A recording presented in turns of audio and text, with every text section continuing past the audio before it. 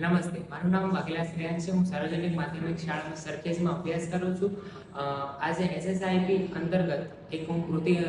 રજૂ કરવા માંગુ છું, જેમાં હું ઓર્ગેનિક રબર, મારો પ્રોજેક્ટ છે ઓર્ગેનિક રબર, જેમાં આપણે આજે હાલના સમયમાં જોઈએ તો જે આપણને લેધર પ્રાપ્ત થાય છે એ પ્રાણીઓમાંથી પ્રાપ્ત થાય છે, અને તેને બનાવવા માટે થોડીક લાંબી પ્રક્રિયા થાય છે, અને તેને બનાવવા માટે પાણી અને વીજળીનો વધારે વ્યય થાય છે, અને સમય પણ વધારે લે છે. તો મારી પ્રોજેક્ટ એમ છે કે આપણે જો એ પ્રાણીઓનો ચામડાનો ઉપયોગ ન કરીએ અને એક